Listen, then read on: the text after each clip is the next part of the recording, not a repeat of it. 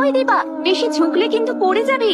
এই বাইরেটা কি সুন্দর দেখ, এই সর্ষে ভরা ক্ষেত, ঠান্ডা হাওয়া, সবকিছু মিলিয়ে দারুণ দেখতে লাগছে। দেখ, গ্রামের মজাই আলাদা। এই বয়সী মেয়েরা তো শুধু ছেলে দেখে জানি, আর তুই কিনা প্রকৃতি দেখে কাটাচ্ছিস। তোর ফোন এসেছে। কত দূর পৌঁছলি মা? এই তো স্টেশনে ঢুকছি প্রায়। আমি আর তোর কাকুরা তোকে নিতে স্টেশনের দিকেই যাচ্ছি। তুমি কেন আসছো? নিজেই চলে যেতাম। কতদিন তোকে দেখিনি বলতো? বাবা একটু হোল্ডে থাকো তো। আচ্ছা, ট্রেন টাইমে ঢুকছে তো? একদম ঠিক টাইমে। তোকে নিতে আমরা স্টেশনে চলে এসেছি। তুমিও এসেছো? তোর বাবাও আসছে। না না না, কই না তো। একটা কথা শোন, ওই ভূপেন্দ্র তোকে নিজের সঙ্গে নিয়ে যাওয়ার জন্য ঠিক আসবে, কিন্তু তুই ওর সঙ্গে যাবি না, আমার সঙ্গে বাড়ি যাবি। হ্যাঁ হ্যাঁ ঠিক আছে, আমি নেমে কথা বলছি। হ্যাঁ বাবা বলো। কি হয়েছে? কার ফোন? তোর মামা ফোন করেছিল। আরে কই না তো। ঠিক আছে। তুমি এত চিন্তায় পড়ে গেলে কেন? তাছাড়া আর উপায় কি? একদিকে আমার বাবা, অন্যদিকে আমার মামা, এদের দুজনের মাঝে আমি পিষে যাচ্ছি। দাদা, এরা মনে হয় এখানে শুধু ট্রেন দেখতেই এসেছে। ওদের ব্যাপারে নাক গলাস না, ওদেরকে ওদের মতো থাকতে দে। এদের বাড়ির এত লোক যখন আছে, ওটাকে তো জেলা ঘোষণা করে দিলেই হয়। এরপরেও মেয়ে আমার সাথেই যাবে, এরা শুধু দাঁড়িয়ে দেখবে। দাদা, আমরা কিন্তু দীপাকে নিয়ে যেতে দেব না। ওরা চিন্তা করিস না, দীপা এখান থেকে আমাদের সঙ্গেই বাড়ি ফিরবে।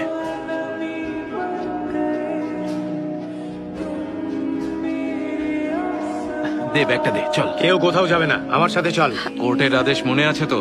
দীপা আমাদের সঙ্গেই থাকবে, মাসে শুধু একবার তুই ওর সঙ্গে দেখা করতে পারবি। মাসের সেই দেখা করার একদিন তাহলে আজকেই। আমি ওর বিয়ের সম্বন্ধ দেখছি, কিন্তু তুই ওর মামা জানলেই সব পালিয়ে যায়।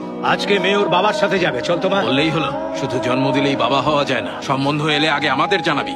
ওর মা আর আমরা ছেলে পছন্দ করব। তোর পছন্দ তুই নিজের কাছেই রাখ, এর ভালো মন্দ সবটাই আমি বুঝবো। তুই যা এখান থেকে। ওর জন্মের সময় তো এটা মনে ছিল না, এখন যখন ও বড় হয়ে গেছে তখন ভাইদের নিয়ে এসেছিস অধিকার ফলাতে। যা সবাই এখান থেকে। আমি কি করব সেই জ্ঞান না দিয়ে সবাইকে নিয়ে তুই বাড়ি চলে যা। আমার সাথে কি করেছিস মনে নেই নাকি? আমি কিন্তু সারা জীবন সেটা মনে রাখবো। তাই আর কথা না বাড়িয়ে এখান থেকে চলে গেলেই তোর পক্ষে মঙ্গল। ও গেলে শুধু আমার সঙ্গেই যাবে। বুঝছো কি তোমরা? অনেক হয়েছে।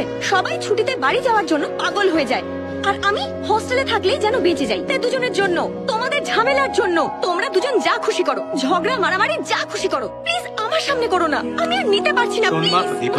বাবা, তুমি আমার বিয়ে দিয়ে দিতে চাও তো?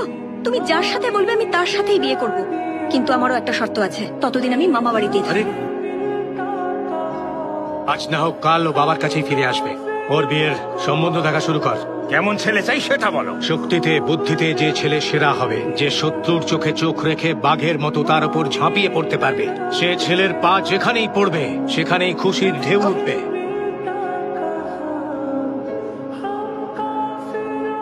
মনে হচ্ছে রাতের নেশা এখনো কাটেনি। না স্যার, আমি তো এসব একদমই খাই না, আর রাতেও তাড়াতাড়ি ঘুমিয়ে পড়ি। যতই মিথ্যে কথা বলো, পাবের ট্যাগটা তোমার মিথ্যে কথা বলবে না। কত হয়েছে? ৫,০০০ ইউরো। কতক্ষণ হয়েছে সেটা বলো। ভোর ৪টে অবধি। শুনে রাখো, আমার কিন্তু মন দিয়ে কাজ করা লোক পছন্দ, কাজের সময় ঘুমানোর লোকগুলো নয়। বাড়িতে গিয়ে ঘুমিয়ে পড়ুন। ধন্যবাদ স্যার। আর আজকে স্যালারি কাট। এসে গেল। তোমাদের তিনজনের স্যালারিও কাট। আপনাদের প্রজেক্টের আপডেট কি? এত বড় প্রজেক্টের আপডেট এভাবে বলা যায় নাকি? এত ছোটখাটো ব্যাপার না ওটা, কিন্তু প্রজেক্ট ফাইনাল করতে আমার 2 মাস সময় লেগে যাবে। কেমন চুপ করিয়ে দিলাম দেখলে? কোন রেসের রেজাল্ট তোমরা রেসের পরেই জানতে পারো, কিন্তু আমি সেটা আগেই জেনে যাই। দারুণ ব্যাপার স্যার, এত জ্ঞান কোথা থেকে পান? ধীর গতিতে আজকাল কেউ রেস জেতে না, শুধু একটা কোম্পানি তৈরি করে, ফার্স্ট হয় সে এসে কোম্পানির মালিক হয়ে যায়। দেখা যাক কে ফার্স্ট, কে স্লো।